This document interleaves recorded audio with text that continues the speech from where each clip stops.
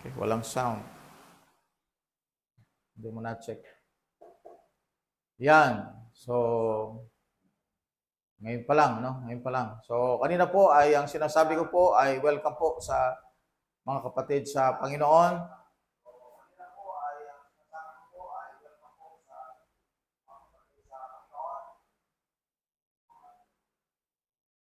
Okay. So, tayo po ay dadako sa ating Bible study ngayon. And we're going to study on the book of Leviticus. At we're going to discuss on the 7 feasts.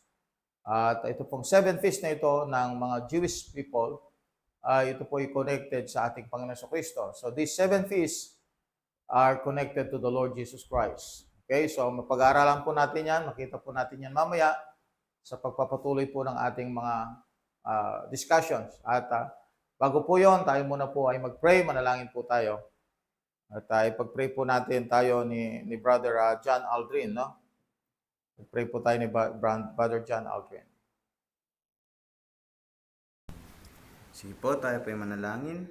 Manaming Diyos na nasa langit, takila kayo po, Panginoon. Amen. Sa lahat, Lord, maraming po salamat, Panginoon, na sa pagkakataong ito, Panginoon, na mag-aral po, Panginoon, ng inyo pong mga salita. Lord God, na gabayan niyo po sana, Panginoon, ang bawat isa po, Panginoon, na makikinig po dito, Lord God, na dagdagan niyo po, Lord God, ang aming pong knowledge.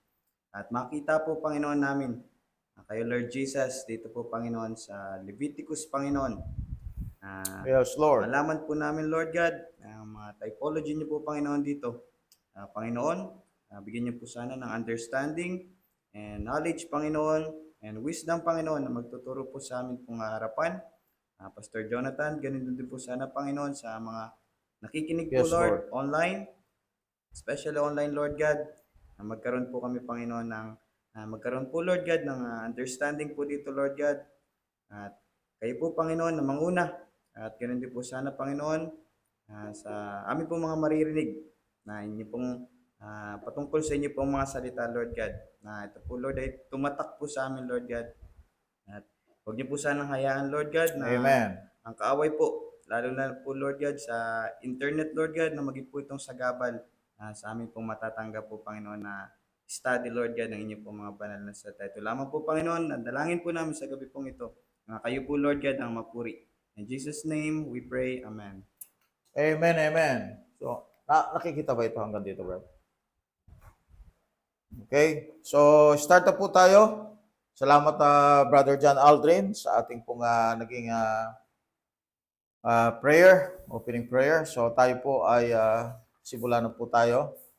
So, tayo po ay mag-aaral tungkol sa the feast of the Lord, no? The feast of the Lord. The feast of the Lord. So, the 7 feasts. At makita natin dito yung 7-month cycle, no? Of the 3 great festivals. All right? The 3 great festivals ng Bible ay ang Passover, the Pentecost, at Tabernacles. No? So, ang Passover covers the first month, the Pentecost covers the third month, and the Tabernacles covered the 7th month. Okay? Alright, so babasahin lang po natin ito. Ito po ay makikita sa aklat ng Leviticus. Alright, you can read chapter 23, verses 1 to 44. No? Bible reading muna po tayo habang naghihintay po tayo ng ating mga kasama. Leviticus chapter 23, verses 1 to verse number 44.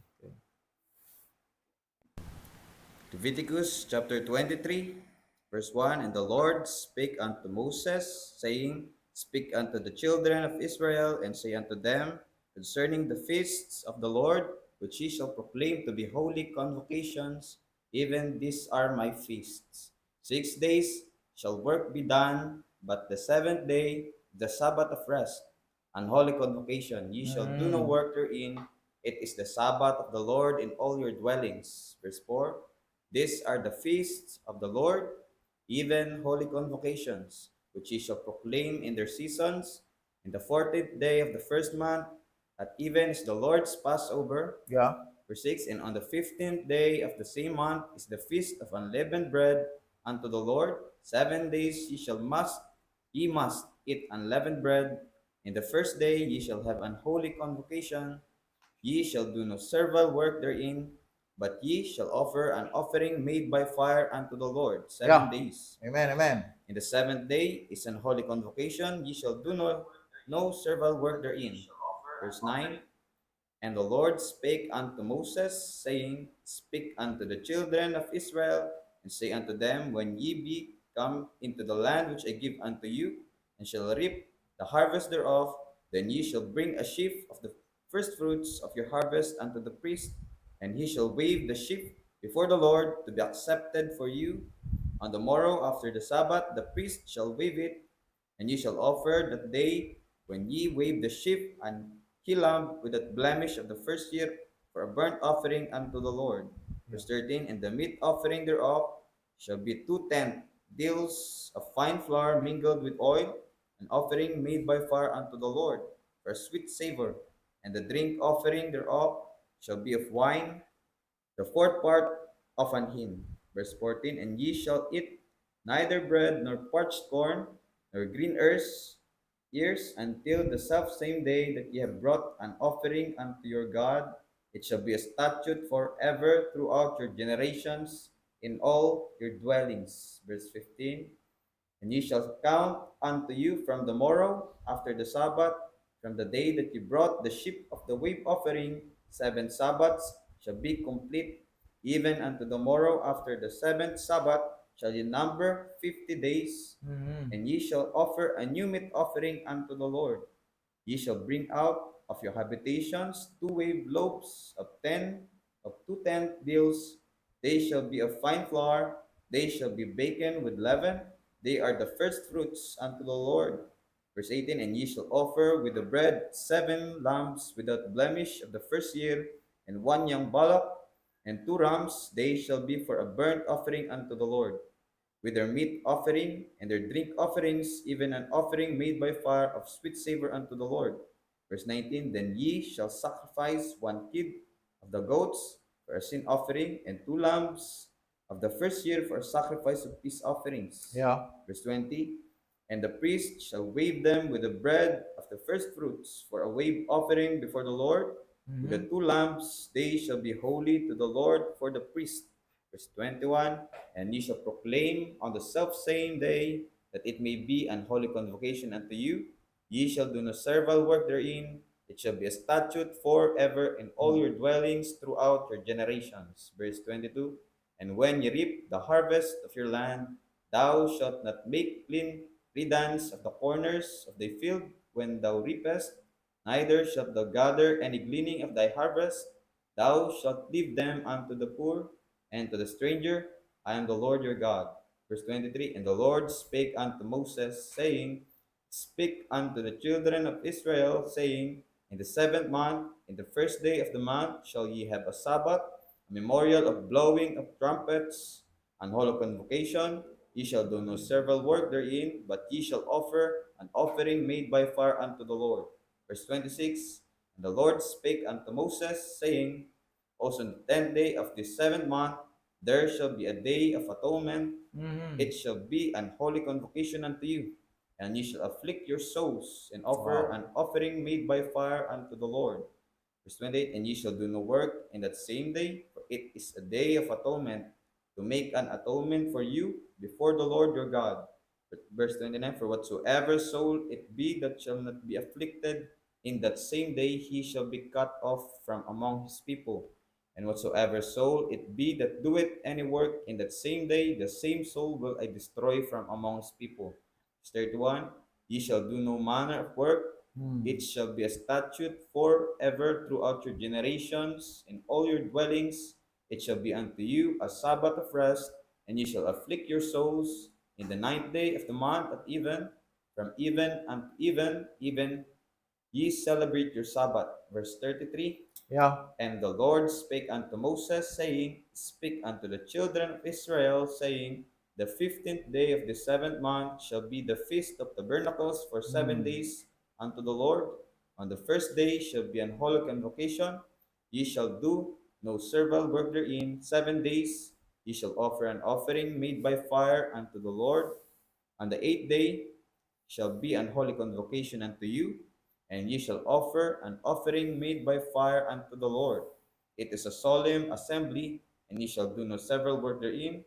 These are the feasts of the Lord, which ye shall proclaim to be holy convocations, to offer an offering made by fire unto the Lord, Yeah. a burnt offering, and a meat offering, a sacrifice, and drink offerings, everything upon his day, beside the Sabbaths of the Lord, and beside your gifts, and beside all your vows, and beside all your freewill offerings, which ye give unto the Lord. Also in the 15th day of the 7th month, when ye have gathered in the fruit of the land, ye shall keep a feast unto the Lord 7 days. On the first day shall be a Sabbath, and on the 8th day shall be a Sabbath. And ye shall take you on the first day of boughs of goodly trees, branches of palm trees, and the boughs of thick trees, and willows of the brook, and ye shall rejoice before the Lord your God 7 days. Verse 41, and ye shall keep it a feast unto the Lord 7 days in the year. It shall be a statute forever in your generations. Ye shall celebrate it in the 7th month. Ye shall dwell in booths 7 days. All that are Israelites born shall dwell in booths. In Verse booths. 23. That your generations may know that I made the children of Israel to dwell in booths when I brought them out of the land of Egypt. I am the Lord your God. Verse 44. And Moses declared unto the children of Israel the feasts of the Lord.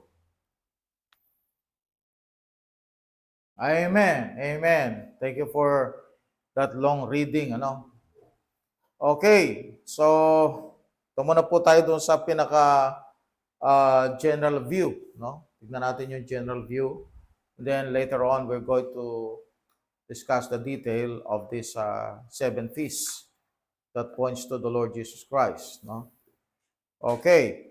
So, move lang po ako dito and show you this chart, okay?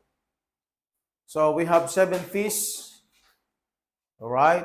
1, 2, 3, Passover, unleavened bread, first fruits. Okay? Ito ay gaganapin sa first month. First month. Itong Passover will be in the 14th day. The unleavened bread will be in the 15th day.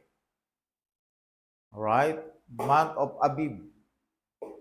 On the 16th day, the first fruits. Makita ninyo, yung first month, ang ginagawa po dito ay yung Passover, unleavened bread, first fruits. So these feasts are annual, no? Ano nga ako dito diyan? Annual, okay, feasts. All right? So the third will be the Pentecost. So starting the first fruits up to the Pentecost, this would comprise about 50 days from the first fruits up to the Pentecost. So in between dito,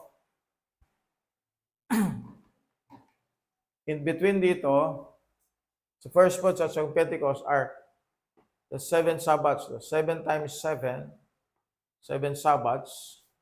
So we have 49 days, no? 49 days, 7 times 7. 7 days times 7.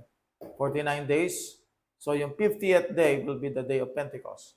Kaya yung nangyari sa Acts chapter 2, yun yung nangyari, no? Natapos yung 49 days at doon sa Acts chapter 2, naganap yung Pentecost.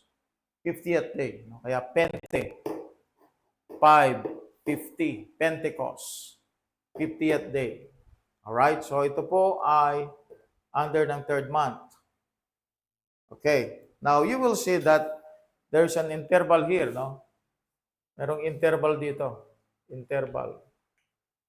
Ang interval nito ay yung 4th, 5th, at 6th month.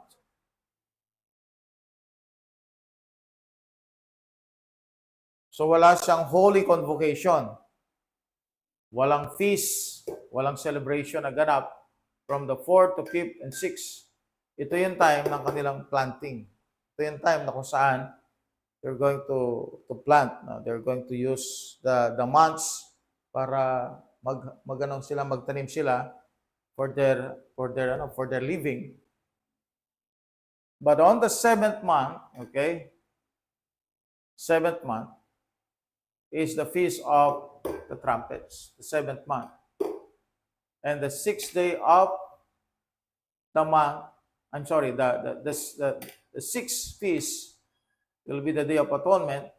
And this will happen on the first day of the 7th month. This will happen on the 10th day of the 7th month. And this will happen, the Feast of Tabernacles will happen on the 15th, the 22nd day of the month. Okay, so makita ninyo paano pagkakasunod-sunod, no? Ito'y annual. Alright, annual ito. So anong nauna? Passover, unleavened bread, the first fruits, and then there will be 49 days interval, and then Pentecost. And then there will be what? 4th, 5th, 6th month interval. And then the 7th month starts na naman po ang trumpets, and then Day of Atonement, and then Tabernacles. So tatlo po yung major, okay? Major great festivals. Tatlo, no? So we have the Passover, the Pentecost, and the Tabernacles. Ito po yung three major, no? Tabernacles. Okay. So dito po sa ating chart, makita po natin that ang type po nito, okay, ang type ng Passover is redemption. Because this is the type. Okay, so this is the picture of redemption, Passover. Well, the unleavened bread is the picture of the holy walk. Save ka na dito, no? Save ka na dito. Kaya after that, is you're going to obey the Lord. Holy walk. Kaya unleavened, sapagkat wala siyang libadura, which pictures that leaven in the Bible is evil, wicked life. No? Kaya if you are really saved, then you have to walk in accordance to God's word. This is holy walk. After the unleavened bread, the picture naman po ng first fruit is resurrection. Resurrection. Alright? At ang picture naman po ng wave loaves sa Pentecost is the Holy Spirit. Kaya sakto-sakto yan, sa chapter 2, dumating yung Holy Spirit, tama? To start the body of Christ. And then you will see na may interval, no? 4th, 5th, 6th month. Actually po, this is connected to the dispensation of grace. No? Itong 4th and 5th, 6th month is, right, it's the picture of dispensation of grace. Ito yung panahon natin. Okay. So why? Sapagkat yung trumpets, that's regathering of Israel. See? So during the time of the 4th, 5th, 6th month, okay, walang celebration, walang holy convocation. So ano nangyayari? Nagtatanim muna sila. So that is the picture of the dispensation of grace. So nung harvest time na, yung trumpets na, okay, regathering of Israel. Kaya nga makita ninyo, pagkayari ng rapture, man, yung Israel ay gathered na sila into one place. The time ng tribulation period. Alright? Yung pang-anim na feast, ang typology niyan is the atonement for Israel. The blood, okay, will be shed for Israel. Okay? The Day of Atonement. And then, the tabernacles, the type naman ito is Israel's millennial rest. Israel's millennial rest. Okay? Now, so, itong isa sa pinakamahalaga, sapagkat itong Day of Atonement ito, Okay? Pictures Christ. Nung si Kristo ay namatay sa cross, hindi lang siya namatay para sa mga Gentiles, namatay din siya para sa mga Israel. Kaya nga kung walang kamatayan nangyari, hindi maato ng Israel. Okay? Alright. So, let's go to the detail. Let's go to the detail. Bakit may tanong na kagad? Pwede po magtanong, Pastor, ano pong ang gusto ng Diyos, ang tao ay maligtas lahat. Okay?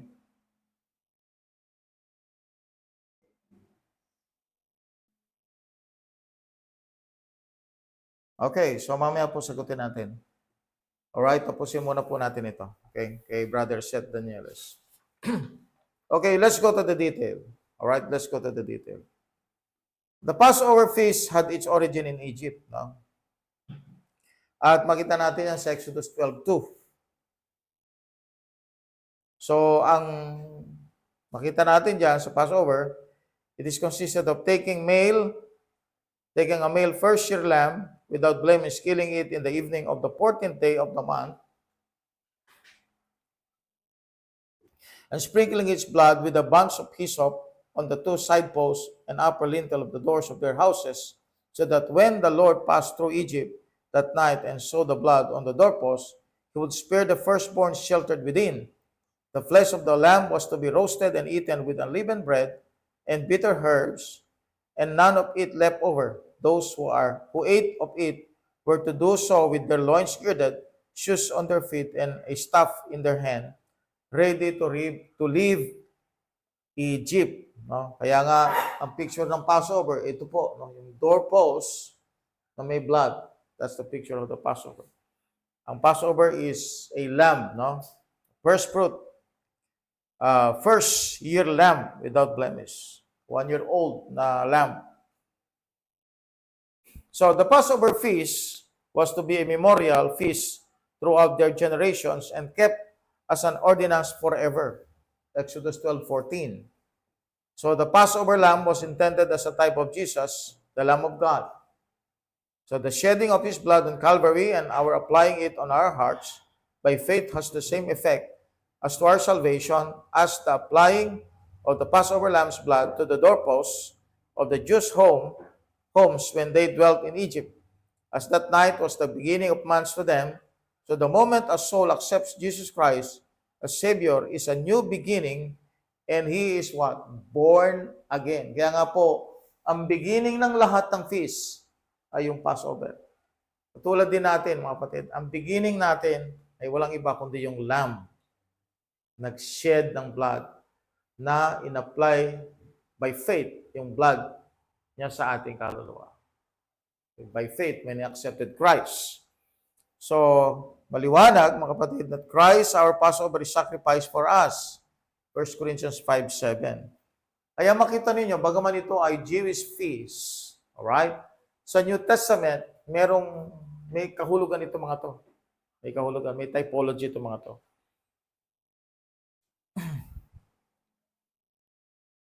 Alright. The first time the children of Israel observed the Passover feast, it was amid the terrors of God's judgment, plagues in the land of Egypt, a type of the world. Thereafter, its yearly observance was a joyful memorial of their deliverance from Egypt. Kaya nga po, redemption ang typology nito. Masaya po sila kapag may Passover sapagkat it commemorates their deliverance from Egypt. While they still observe the Passover feast, no lamb is slain and no blood used. But when they return to their own land, they will again keep the Passover. The Christian church does not observe the Passover. In-observe ba natin itong Passover? Hindi, kasi Jewish feast yan eh. But observes as a memorial the ordinance of the Lord's Supper that Christ instituted in its place. No? Sa Hudyo, ito. Sa Kristiyano, ano yun? Lord's Supper. Kaya mahalaga yung Lord's Supper, maglo-Lord's Supper kayo. Okay? Wala ka pa Lord's Supper doon? Pa nag-start. Lord's Supper ka na, pwede na. Para ikwento mo rin sa kanila itong Passover. Okay. So, everything mentioned in Leviticus chapter 23, itong feast na ito. Alright? Now, alright, now, so the feasts of the Lord are 7 in number. Okay? 7 in number. Pero meron pang isa na feast na hindi nalagay dito. 7 lahat ito. Pero pang isang feast. Alam niyo kung ano? The feast of Sabbath. Kung Sabbath na to. Sabbath. Sabbath. Why? No? Kasi ito yung dispensation eh. 7,000 years. Alright? Sabbath is what? Rest. So the seventh feast is the Feast of Tabernacles that will be in the millennium. Alright? But the eighth feast is Sabbath, which corresponds to the new heaven and new earth because that's total rest. So, 8. Kaya nga makita nyo yung 7, perfection, but 8 is the number of what? Beginning. Okay, now, tuloy po natin. So, mamaya tayo sasagot ng mga tanong. The Feast of Unleavened Bread. Pakibasa lang natin ulit, no? Leviticus 23, verse 6 to 8. Leviticus 23, verse 6 to 8. And on the 15th day of the same month is the feast of unleavened bread unto the Lord. 7 days ye must eat unleavened bread. The first day ye shall have an holy convocation. Ye shall do no several work therein, but ye shall offer an offering made by fire unto the Lord 7 days. The 7th day is an holy convocation. Ye shall do no servile work therein. All right? Leaven in the scripture is a type of evil and was not to be used for holy purposes. Exodus 12, verse 15. Paul uses it as a figure of malice and wickedness. 1 Corinthians 5. Okay? Verse number 7 to 8. Pakibasa lang, Brad.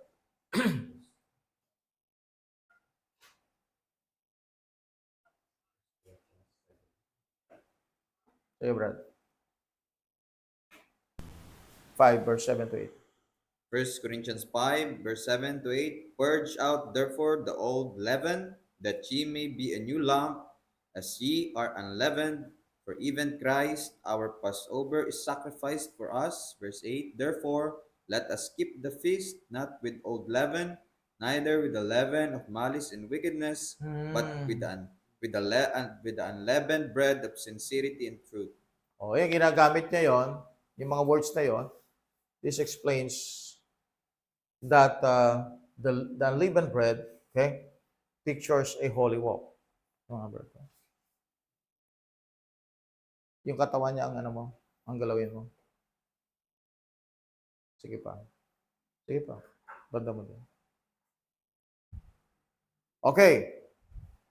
So we have a very clear type, no, of holy walk. This is the Feast of Unleavened Bread. The typical teaching then of the Feast of Unleavened Bread is that having been saved by the shed blood of Christ, our Passover, we are to walk in newness of life, purging out the leaven of worldliness and doing no servile work or work that is done to earn salvation. Yan. So, napakaganda, no? Okay. Now, susunod po is the Feast of First Fruits. First Fruits. So, this is done during the 6th day, the morrow after the Sabbath. The morrow after the Sabbath. Okay? So, this pictures resurrection, kung saan makita natin sa 1 Corinthians 15, verse 22 to 23. Pakibasa lang, kapatid. 1 Corinthians 15, verse 22 to 23.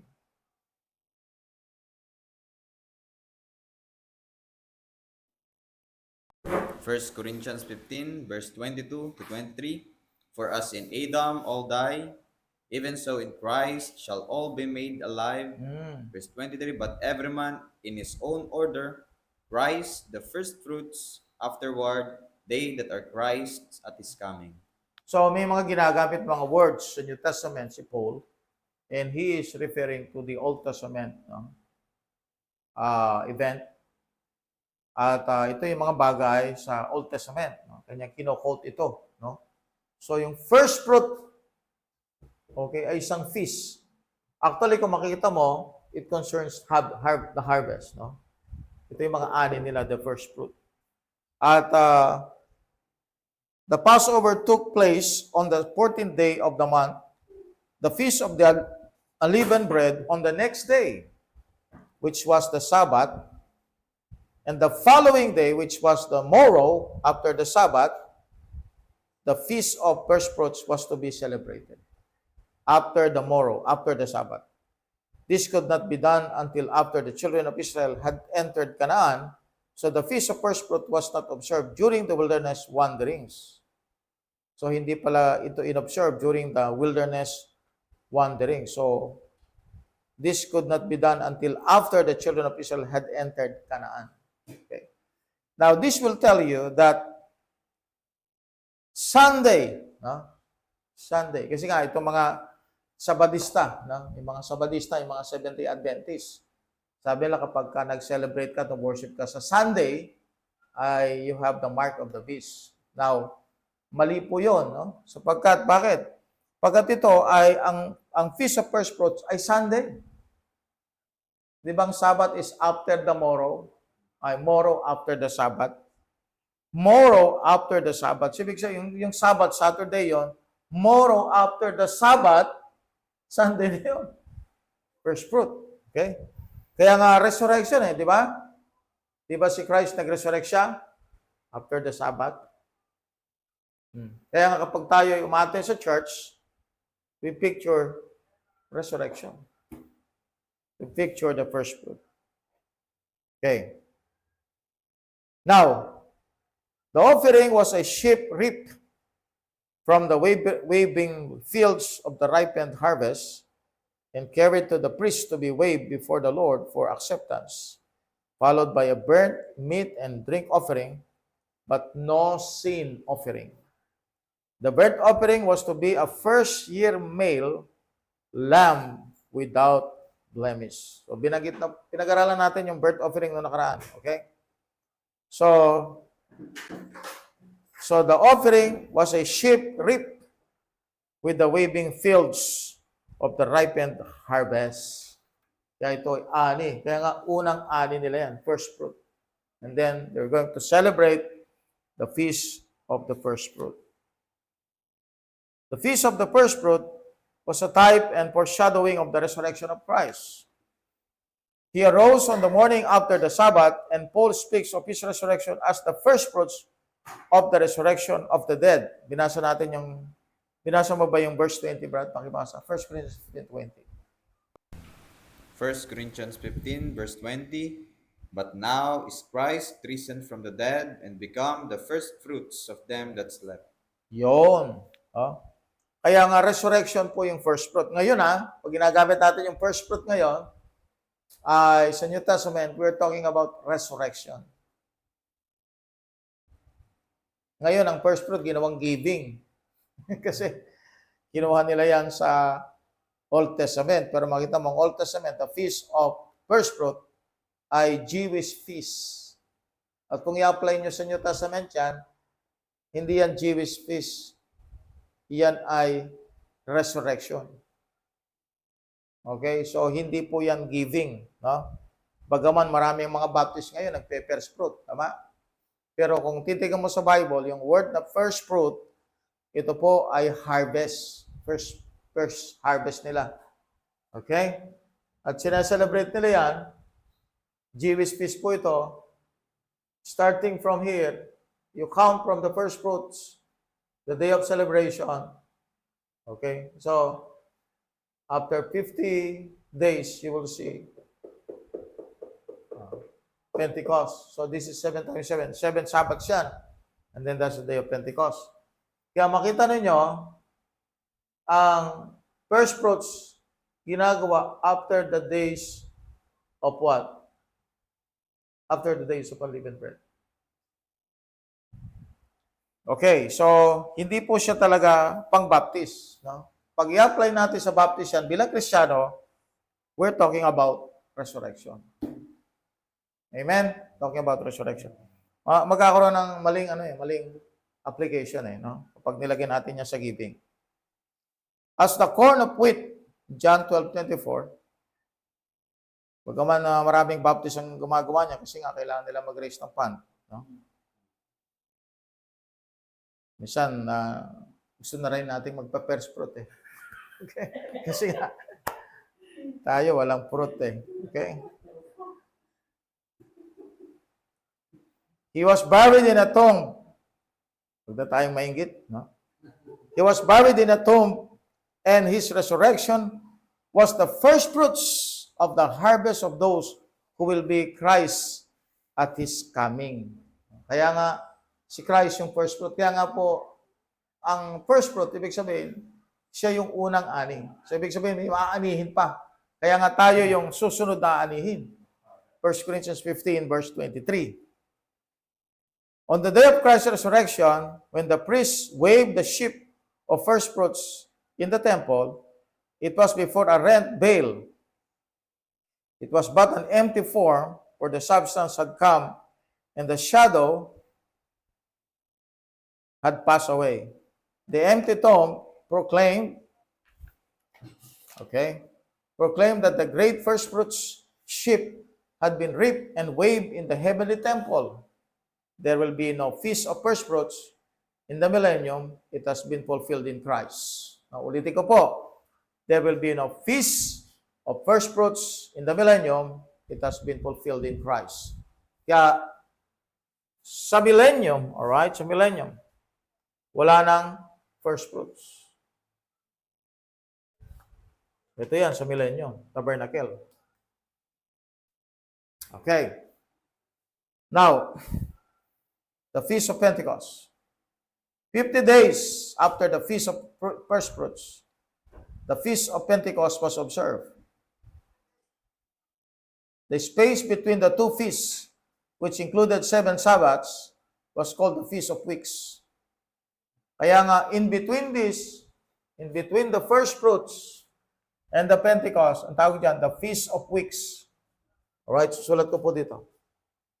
Yung 49 days na yon, ang tawag dito ay Feast of Weeks. Feast of Weeks. Yan. In between the first fruit and the Pentecost, tawag dyan the Feast of Weeks. 7 times 7.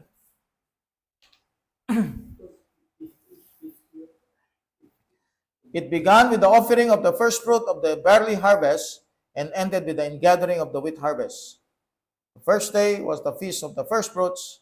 The last day was the feast of Pentecost. Now, in between the feast of first fruits and the feast of Pentecost is the feast of weeks. So, only the first and the last day were celebrated. The first and the last day were celebrated. At the feast of Pentecost, a new meat offering was to be offered before the Lord. It was called new because it must be of grain from the new harvest. At the feast of first fruits, stalks of grain were to be offered and waved, but at the feast of Pentecost, the grain was to be ground and made into flour, from which 2 loaves were to be baked with leaven. Ito ngayon. 2 loaves. Alright? 2 loaves. Kung titignan ninyo mga kapatid, ito may connection doon sa John 6. Remember John 6? 5 loaves, 2 fishes. Bakit may loaves doon? But may loaves? Because it is connected here. It is connected here. That's connected to what? The Holy Spirit. The Holy Spirit. Alright. Now, The two loaves represent the two were to be break with leaven. The two loaves represent the two classes of people that were to form at the church, the Jews and the Gentiles. The Jews and the Gentiles. And as believers are not perfect, even though saved, the perfection is presented by the leaven. Kaya ito leaven because bagaman sila saved, no?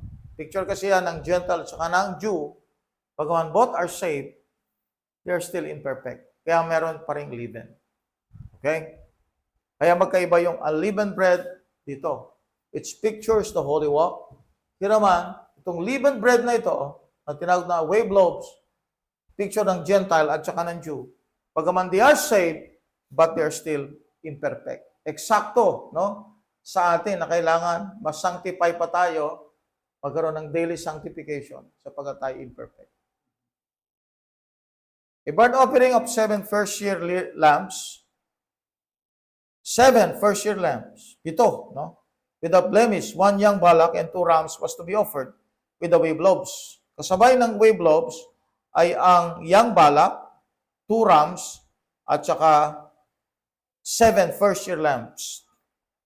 As was also meat and drink offerings for a sweet savor unto the Lord.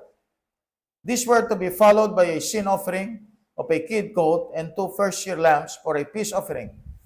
The wave loaves to be waved before the Lord. Note that it is now loaves, not loose stalks of grain. The loaves represent the homogeneousness of the church. Dahil ito ay grain, okay, anong nangyari? Gin-rind na ito, ginawang flour, and then ginawang loaves. It means the homogeneous of the church, yung pagiging common ng lahat ng mga mananampalataya sa body of Christ. The feast of Pentecost had its fulfillment on the day of Pentecost, when the disciples of the Lord were baptized into one body by the Holy Spirit.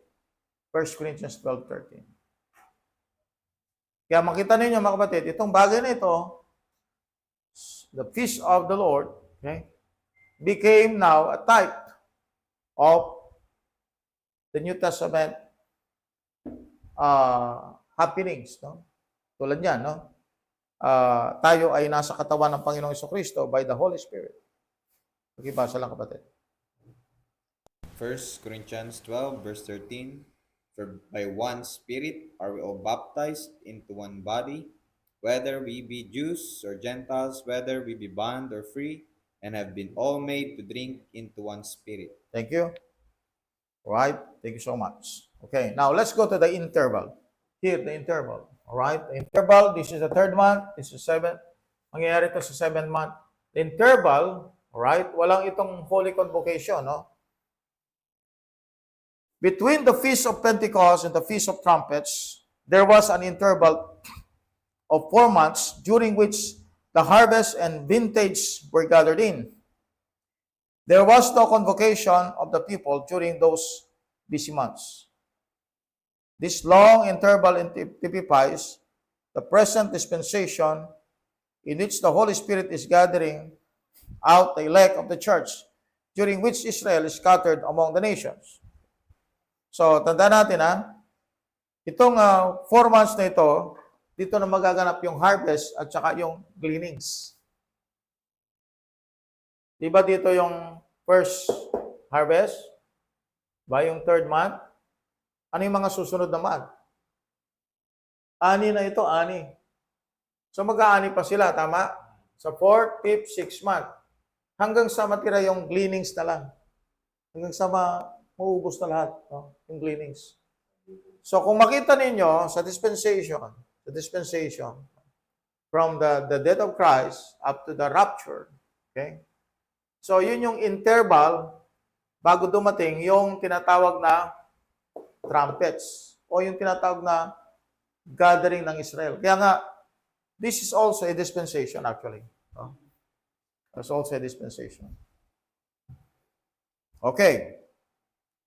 This long interval typifies the present dispensation in which the Holy Spirit is gathering the saved of the church. Okay? At tinatawag din ng Bible yan na elect. No? Ang mga saved sa Bible, tinatawag na elect. Okay? Pero hindi nag-elect ang Diyos before the foundation of the world ng mga chosen. No? Na-elect tayo dahil kay Kristo na tayo. Alright? During which Israel is scattered among the nations. Diba? During the time ng dispensation of grace, scattered ang Israel.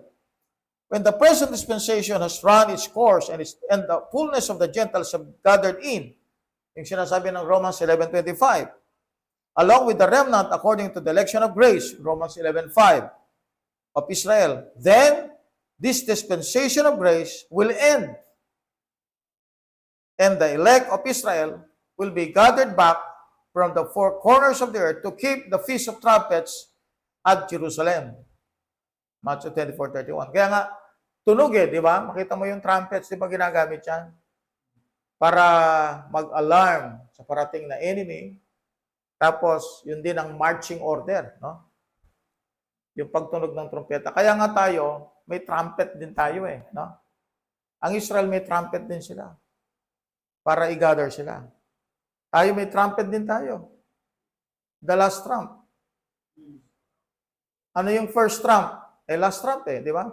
Yung first trump natin ay yun yung mabubuhay yung mga patay. Tama? Yun ang first trump. And the last trump. Ano yung last trump? Yun na yung marching order na. Bakit na tayo? So yung marching order naman ng Israel para i-gather sila from four corners of the earth. Okay? Yan ang purpose ng trumpet na yan para sa Israel. Matthew 24:31.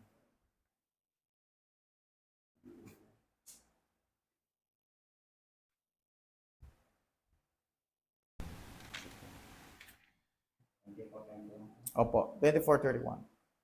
Matthew 24, verse 31. And he shall send his angels with a great sound of a trumpet, and they shall gather together his elect from the four winds, from one end of heaven to the other. So yung mga elect na yun, ano po yun? Mga Hudyo.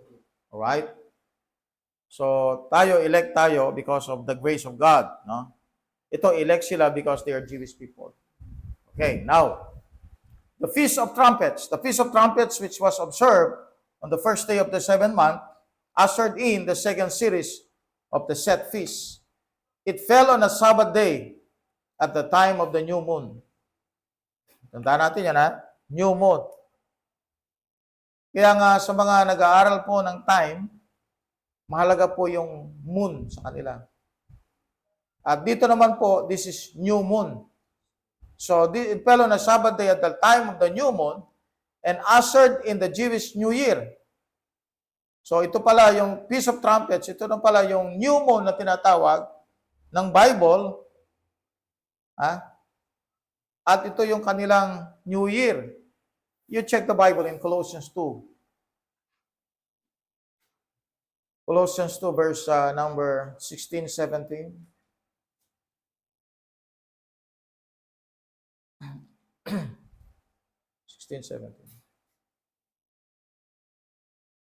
Colossians chapter 2, verse 16 and 17. Let no man therefore judge you in meat, or in drink, or in respect of an holiday, or of the new moon, or of the Sabbath days, which are a shadow of things to come, but the bodies of Christ. Yan. So that separates the Jew and the Gentile. Ang mga Hentil, katulad nating Hentil, wala tayong new moon. Tama? May new moon ba tayo? Wala, no? Wala tayong feast days na ganito. Wala tayong Sabbats. Pero sabi niya, shadow yan. In type, no? Shadow of things to come. So ito na yung shadow na kinukwento natin kanina pa, no? Okay. All right. So let's go back to our study on the Feast of Trumpets. It was followed by the Day of Atonement on the 10th day of the month by the Feast of Tabernacles, which began on the 15th day of the month as Sabbath day and ended on the 22nd day of the month, which was also a Sabbath day. So lahat pala ito, Sabbath day pala ito. So, ano yung Sunday dito? Turo nyo nga. Ano yung Sunday dito na hindi siya Sabbath? Okay. Ito may Sabbath to. Sabbath to, di ba? 7 days, 7 days. 7 times 7. Ano yung Sunday dito? After tomorrow. Ay, after the Sabbath. Tomorrow after the Sabbath. Ano yun? Pentecost. Because it pictures what? The resurrection. But here, it's Sabbath. Sabbath to, Sabbath to, Sabbath. Bakit? Kasi para sa Hudyo yan eh. Kanya? No? Yeah. Grabe, no? Pagkakaayos ng... This is something. Pag binasa mo siya, hindi mo naman makikita talaga yan. Hanggat talagang pag-aralan, no? At lagyan ng koneksyon. Doon gaganda yung, yung pag-aaral.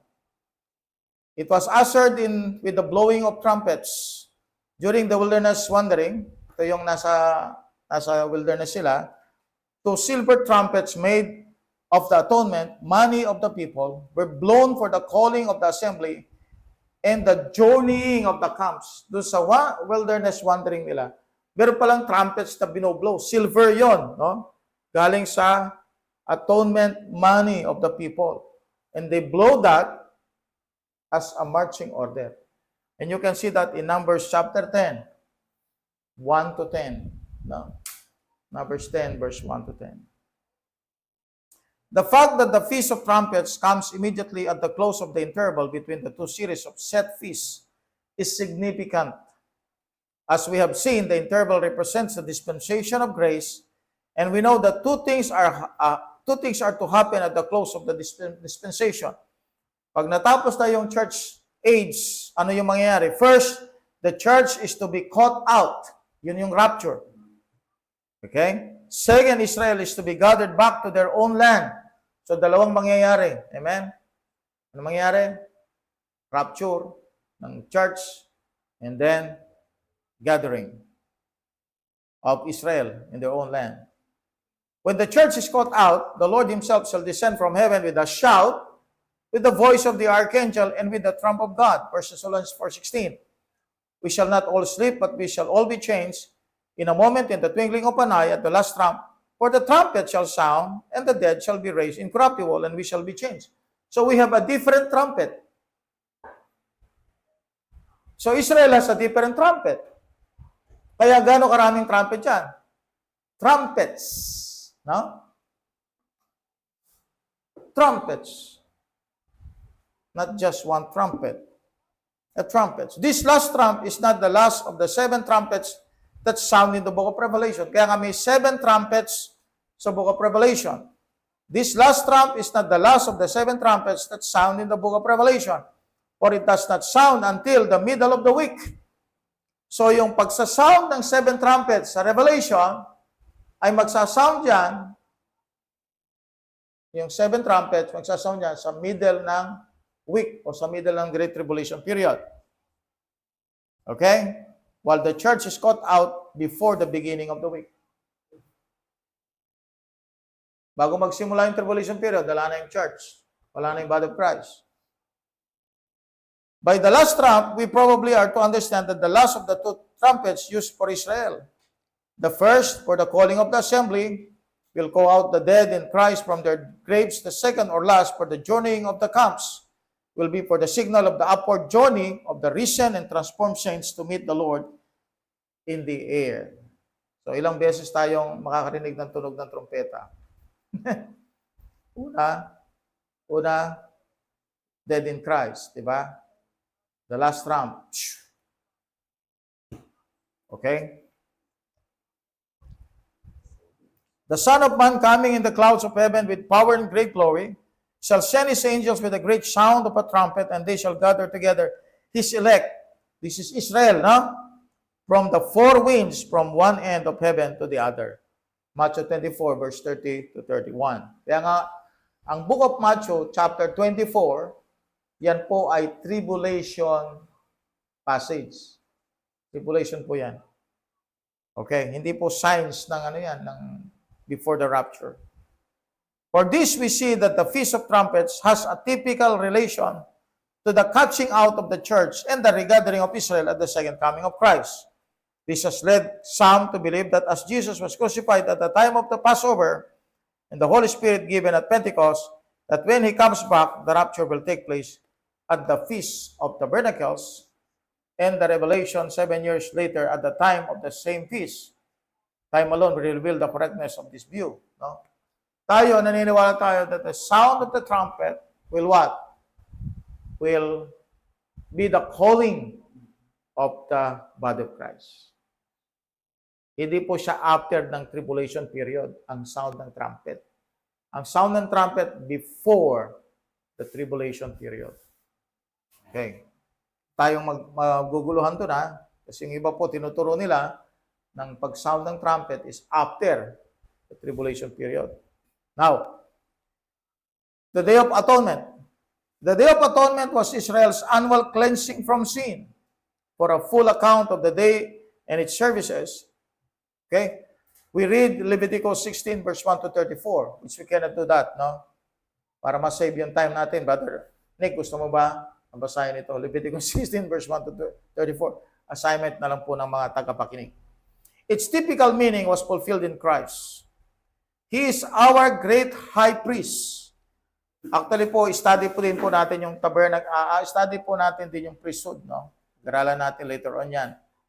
Kasi kasama po sa study ng Leviticus yan. Okay? So dito, pinag-aralan mo natin yung feast. Kasi po ang discussion natin is Leviticus. The Day of Atonement. Alright? This is Israel's annual cleansing from sin. So tandaan natin na Israel, and it is about cleansing of their sin. Alright? So Jesus Christ is our great high priest, who instead of offering a sin offering for himself, offered himself as a sin offering for us. Now, ang high priest kasi sa Levitical priesthood, nag-offer siya ng sin offering para sa kanyang sarili. But in the book of Hebrews, chapter 9, verse 11 to 14, which we're going to read, no? Jesus Christ himself is the offering. Magkaiba, no? Yung high priest sa Leviticus, nag-offer siya ng sin offering using the blood of the animals. But in the New Testament, the high priest, which is Christ, he's the one naging offering. Basa. Hebrews 9, verse 11 to 14. Hebrews 9, verse 11 to 14. But Christ, being come an high priest of good things to come, by a greater and more perfect tabernacle, not made with hands, that is to say, not of this building, neither by the blood of goats and calves, but by his own blood he entered in once into the holy place, having obtained eternal redemption for us. Verse 13, for if the blood of bulls and of goats, and the ashes of an heifer sprinkling the unclean, sanctify it to the purifying of the flesh. Verse 14, how much more shall the blood of Christ, who through the eternal Spirit offered himself without spot to God, purge your conscience from dead works to serve the living God. Amen. Thank you so much. So that's a fact, no? The fact that the Day of Atonement is placed between the Feast of Trumpets, which we have seen will have its typical fulfillment at the second coming of Christ, when it is connected to Israel. No? It is going to be fulfilled at the second coming of Christ. And the Feast of Tabernacles, which is a type of the Israel's millennial rest, implies that it has some typical significance between those two events. It must therefore refer to the time when there shall be a fountain opened to the house of David and to the inhabitants of Jerusalem for sin and for uncleanness. Zechariah 13:1. Kaya nga sa 13:1, mga kapatid, makita nyo, that's millennium. This millennium, right? So meron talagang atonement. May sin, cleansing ang Israel before they enter the millennium. That is, there will be a national day of atonement for Israel after they have been gathered back to their own land, unconverted, and that shall repent and turn to God. Bakit po? Sa tribulation period kasi, ang Israel pa rin, hindi pa rin siya converted eh. Tama? To be converted pa rin siya. Kaya makakaranas pa rin siya ng 7 years tribulation period. So after that, mga kapatid, after that, okay, they're going to accept the Lord Jesus Christ, the Lord. Yun ang magiging Lord ng Israel. Pero to enter the millennium, they have what? To have the atonement. And this atonement is not only for one person. This atonement is for what? Whole nation. Tayo, kung si Kristo ang pag-uusapan, amen, siya ang ating atonement. Individual yun. Individual. Bawat saved believers in the New Testament. Pero sa Israel, ang atonement nila, pangkalahatan, national. Okay? And what blood? Of course, the blood of Jesus Christ. Kaya nga, si Kristo, siyang atonement natin. At nung na-save tayo, yun ang ating Day of Atonement. Tama? Sa Israel naman, ang kanilang Day of Atonement will be what? At the second coming of Christ. Okay. That will be in Zechariah 12, verse 9 to 14. Kaya nga may repentance silang gagawin eh.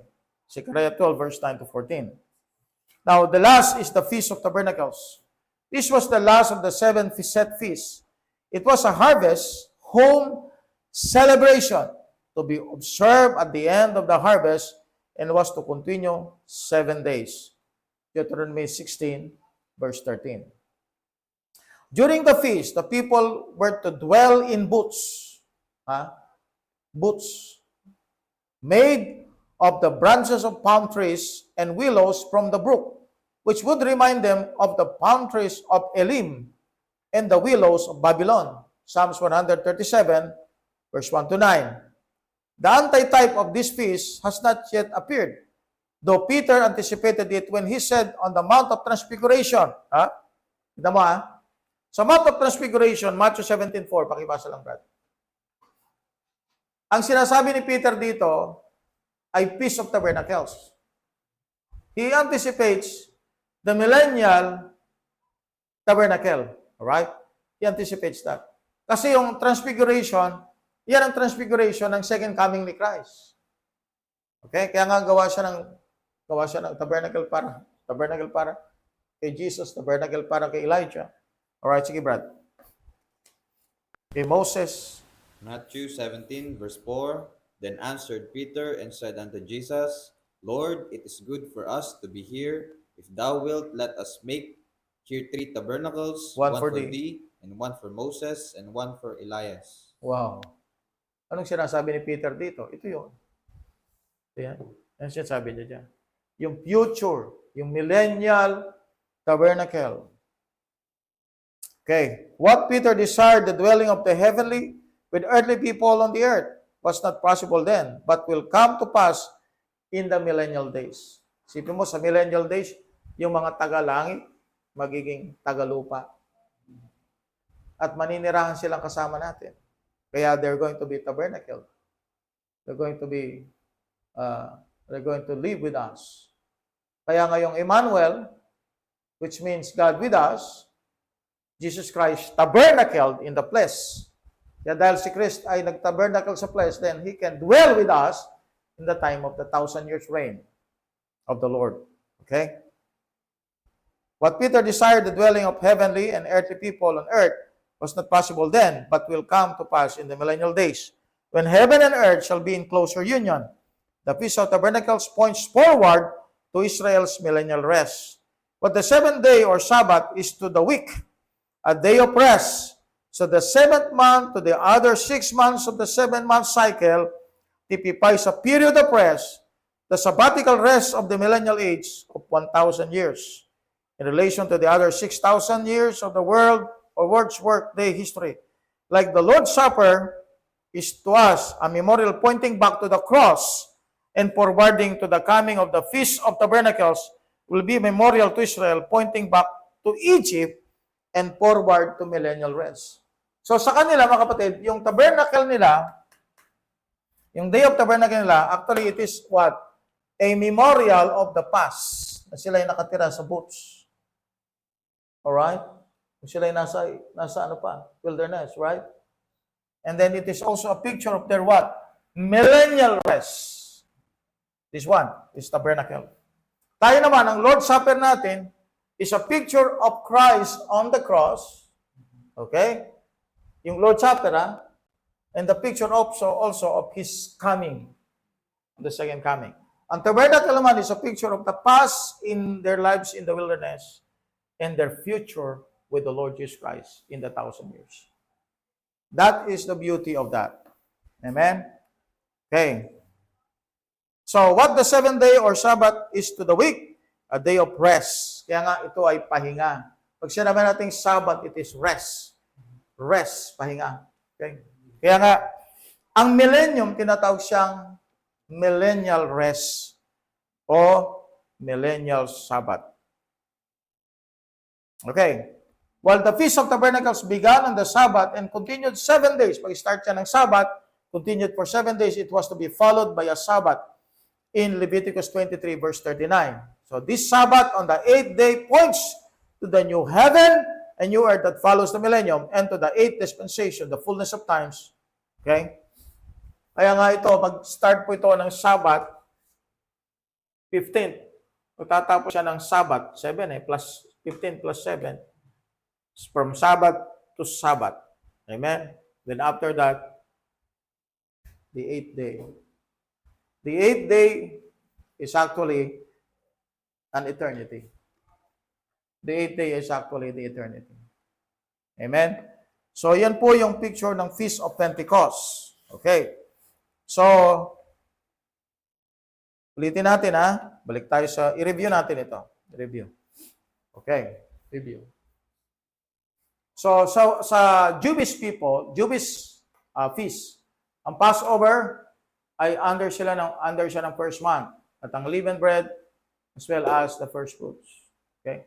In between the first fruit and the Pentecost, we have 49 days. Amen? So, 50 days actually from the first fruit up to Pentecost, 50 days lahat yan. So, ang Pentecost nangyari yan sa 3rd month. Okay? So, makita natin, ang feast is connected to what? Connected to their harvest. Connected to harvest. Kaya nga tinawag itong first fruit sapagkat ito yung unang kanilang pag-ani. Ha? Matatapos hanggang dito sa panahon ng Tabernacles. Ang haba, no? Okay? See? So, yung Day of Pentecost nila is actually connected to the Holy Spirit. It is also connected to the church. If you're going to see the typology of that, the redemption, typology nito ng Passover is redemption, typology nito Holy Walk, typology nito resurrection, typology nito ay Holy Spirit. Nako niya? And then in between, the 4th, 5th, and 6th month, okay, which is a typology of the dispensation of grace. And then after that, the trumpets, which is actually the gathering of Israel bago magkaroon ng bago magkaroon ng second coming. Day of Atonement para sa Israel. Second coming. And then, of course, dahil sila ay malinis na sa kanilang kasalanan, bilang isang nation, then they are prepared for what? To rest. Tabernacles. Okay? So, yan po yung makita natin typology. Now, everything without Christ, this will not be possible. Because Christ is actually the reason of this feast. Christ is the reason of this feast. He is the Lord of the harvest. Christ is the Lord of the harvest. Yan yung harvest. Christ is the Lord of the harvest. Christ is the Lord of the feast. Amen, amen, amen. Okay, so, may mga question dito. Si Jarvis O. Hopio, mukhang merong problema itong taong ito. Anong problema niya? Gospel niyo, Sabat. Hindi kayo maliligtas sa Sabat. Ano ba ito? Okay. Medyo di natin alam kung anong problema nitong taong ito. Okay. Ito na lang po. Medyo maayos-ayos ito. Itong tanong na ito. Yung isa ay medyo naguguluhan ako sa kanya. Seth Danieles, pwede po magtanong, Pastor, ang gusto ng Diyos, ang tao ay maligtas lahat. Pero paano po ba yung hindi pa naabot ng gospel, maliligtas po ba sila? Hindi po sila maliligtas. No? Ginawa na ng Diyos ang lahat para maligtas ang lahat ng tao. No? 2 Peter chapter 3, verse number 9, the Lord is not slack concerning His promise, as some men count slackness, but is long-suffering to usward, not willing that any should perish, but that all should come to repentance. Unlimited po, mga kapatid, ang blood ni Christ. Sabi nga ng Bible sa John 3:16, for God so loved the world that He gave His only begotten Son, that whosoever believeth in Him should not perish but have everlasting life. Ang ibig sabihin nito, God wants the world to be saved. Actually, maliwanag yan sa 1 John chapter 2 verse 2, no? Kaya lang bakit hindi ligtas ang lahat? Lalo na yung hindi naabutan ng ebanghelyo. Because the gospel is the power in our generation, the power to be saved. Nasa gospel ang kapangyarihan para maligtas. Amen? Therefore, kaya nga sabi nga ng Bible, may mga beautiful feet that preach the gospel. Sa Romans chapter 10, no? Pupunta sila kung saan-saang lugar to preach the gospel. So God is doing a lot of things, no? Eh, hindi hanggang ngayon hindi natin malalaman yung numerical value ng naligtas na kaluluwa. Hindi natin alam hanggang ngayon. Pero God, as we believe the Bible, God is doing a lot of things para i-save ang tao. Kung hindi sila naliligtas, hindi sila nabutan ng ebanghelyo, may mga reason din. Either ang diablo gumawa ng paraan para hadlangan ang pangangaral ng salita ng Diyos sa pamamagitan ng mga religion. Pangalawa, okay, nag-reject ang tao. Okay? Kaya yung mga generation sumunod, hindi na inabutan ng ebanghelyo. Pero God is doing a lot of things since the beginning. Sa time pa lang ni Paul, umikat na siya sa Asia Minor. Diba? Umamot na siya sa Spain and Italy. Umabot na siya sa Northern Islands. Umabot na yung gospel sa Northern Islands. Yung time na yun. So, halos buong Asia na-cover na. Pero bakit hindi po nasa ibang iba? Because some countries prevent the gospel to enter. Kaya ibang relihiyon ang napaniwalaan. At hindi na kasalanan ng Diyos yun. Because nasa tao ang choice kasi. Nasa tao ang choice. Now, kaya nga sabi na, what you sow is what you reap. Second, ito pa yung pangalawang tanong ni Brother Seth Danieles. Ang King James 1611 po ba ay original po siya manuscript? Pag sinabi ng ating manuscript, kaya ang ibig sabihin ng manuscript, pagka gumamit ka ng word ng manuscript, we're talking about languages before the 1611. At yung mga manuscript na yan, okay, ay nasa Greek, nasa Hebrew, at minsan nasa Latin. Mga manuscripts. Okay? Old Syriac. Mano means manual. Script means written. Mano. Nung dumating na yung 1611, printed na yan using the printing, what's that? Printing press. Tama. Okay? Alright, now, so ang King James Bible ay hindi siya yung original manuscripts. Merong mga original manuscripts pa, pero nawala na yun eh. Nagkaroon nga na ng copies and copies and copies of the original manuscripts. And it was translated to the English, printed, okay? At nagkaroon tayo ng mga copies, ng mga printed materials ng original KJV 1611. So we don't have the original KJV 1611 ngayon, no?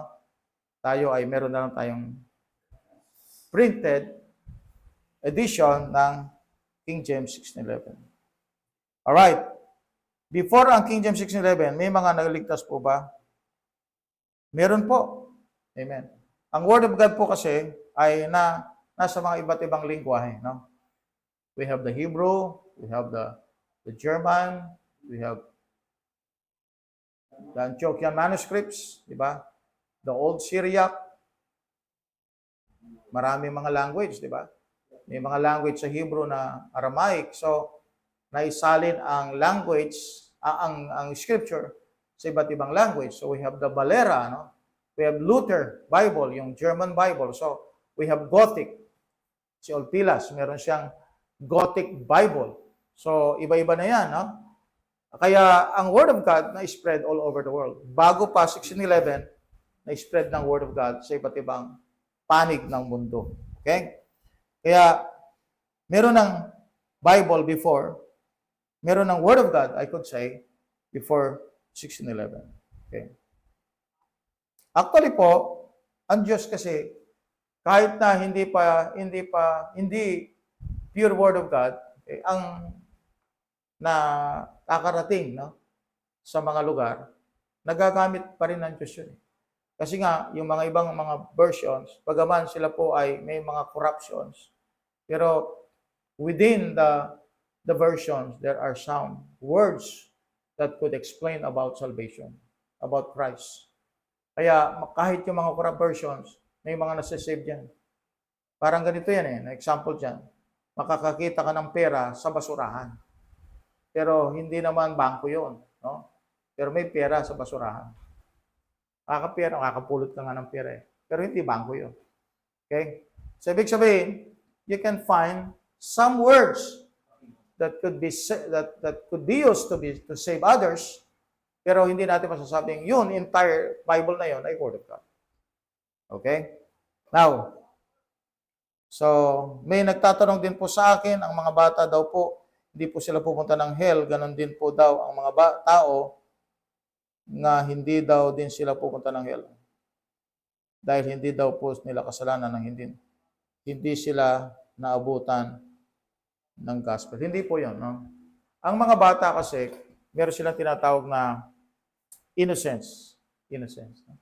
Parang si Adam, inosente pa siya. No?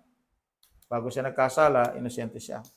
So, may innocence sa mga bata. So, you cannot charge sin to them. At hindi mo pwedeng impute ang kasalanan kasi wala naman silang ginawang kasalanan. They have the sinful nature, but they did not use the sinful nature. Iba po yung mga bata sa hindi nakarinig ng gospel. Ang mga bata, innocent sila. Wala silang accountability sa kanilang ginawang kasalanan. So if they die, they go directly to heaven because wala silang accountability, because di nila alam ang ang mali at saka ang tama. No? Wala silang accountability sa kanilang pagiging bata, inosente. Kahit na may mga nagagawa silang mali, pero they are not accountable to that because wala nga silang knowledge of sin. Because they're innocent sa kanilang murang edad. Pero yung mga taong hindi naabutan ng Ebanghelyo, hindi pa rin natin alam eh, di ba? God can use everything para makarating ang gospel sa tao. Hindi pa rin natin masasabing hindi sila naabutan. Actually po, kararating ko lang po galing sa Mindoro, sa Occidental Mindoro. Ang mga kausap po namin doon ay puro mga mangyan. Ang mangyan po, mga tribal people. At para makarating po sila doon sa lugar namin, they have to travel 6 hours. 3 hours silang maglalakad, 3 hours silang magbibiyahe ng motor. Paano sila nabutan ang Ebanghelyo? Sa layo-layo nila at nasa bundok sila. And some of them, hindi pa makabasa. Pero karamihan sa kanila ay naglilingkod sa Panginoon. Paano nangyari yon? Sa isip natin, hindi na sila maabutan ng Ebanghelyo. And yet, naabutan sila ng Ebanghelyo dahil may pumunta sa kanila at sila ay nasave. Hindi natin alam, mga kapatid. Now, in case, mga kapatid, may mga lugar talagang hindi naabutan, ang Diyos talaga, sa Diyos na yan, bahala na ang Panginoon Diyos. Pero sa atin, at this moment, kailangan ng tao talaga marinig ang Ebanghelyo. Kasi kung sasabihin natin, hindi naman nila narinig ang Ebanghelyo, kaya di sila punta sa impyerno. Now, wala tayong accountability. But we are accountable. Sabi nga ni Paul, we are debtor to the barbarians. Oh, barbarians, ibig sabihin, yung mga tao na yun, talagang wala yun. Para mga katulad din ng mga tribal people. Pero sabi ni Paul, we are debtor to the barbarians. Ibig sabihin, we have to bring the gospel to them. Amen? We have to bring the gospel to them. Alright, so yun ang ating burden. Yung pang hindi man nakakarinig ng Ebanghelyo. Sige po. So, yun po yung tanong ni Brother Seth. Thank you so much, Brother Seth. Matagal na to natin kasama ito. Yeah. To Brother Seth Danieles. Okay. So, God bless po sa inyo, mga kapatid. At for the moment, no, iwan muna natin pong ating discussion. At itutuloy po natin ito about Leviticus para makita natin yung loob ng Leviticus. Makita natin yung beauty nito. At kung ano yung application nito sa ating buhay bilang Kristiyano. Plus kung ano yung makita natin dito na kung saan po dinidescribe si Christ. Amen? So, yan po mga kapatid ang ating pag-aaral. Thank you so much for your time. At ako pinagpapasalamat sa inyong pagpapasensya, at higit sa lahat sa inyong pong interest na matuto pa sa Word of God. So tayo po'y manalangin.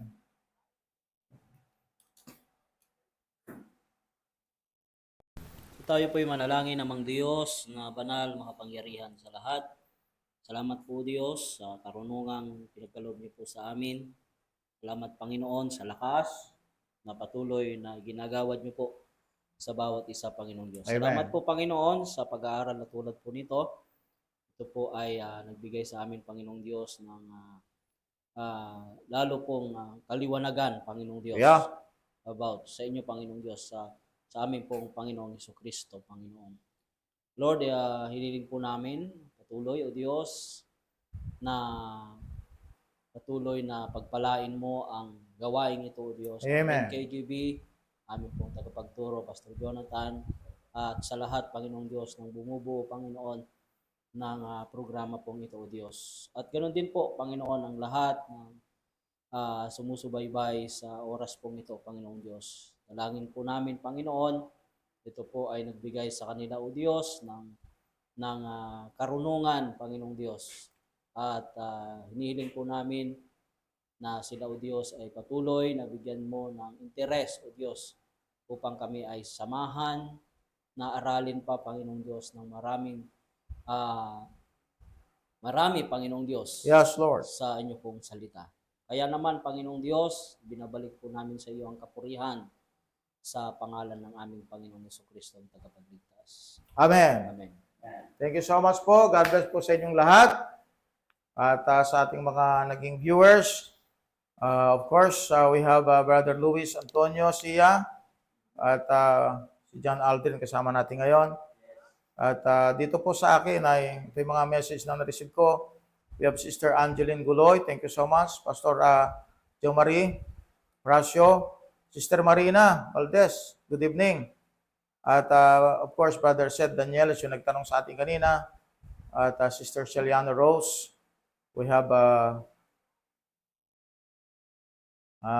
Brian Infante. And we have, sino pa? Sister Jennifer, yung aking darling. Sister Gemma Hermitanyo. Brother Ronald Macasado. Amen. So, sa Sunday, Brad, mag-attend ka, ha? Esther Alab. Si Jarvis Jopio. Ito yung nagtanong na hindi ko maintindihan kung ano ito. Okay. Angeline Guloy. Lorna Nunez. And Rica Paclibar Sumagaysay. And yun lang po yung nasa akin. Meron pa mang iba ay ating pong kasama na doon sa shoutout po ngayon. Alright, God bless po sa inyong lahat. Thank you. And please watch sa ating mga susunod pang video. At hindi po natin magawang sunod-sunod ngayon kasi nga very busy. Pero basta may kakayanan, may time, may oras, lalabas po tayo at magagawa ng video. Amen. Amen. Okay, please like, share, and follow our Facebook page. Kaya na din po sa ating YouTube channel. Paki-subscribe na po kung hindi pa kayo nakapag-subscribe. Nang sa ganun tayo po ay maging updated sa lahat po ng ating latest videos. Okay, once again, good morning, good afternoon, and good evening. Real KGB Believers now. Signing up. Salamat po. God bless po sa inyo.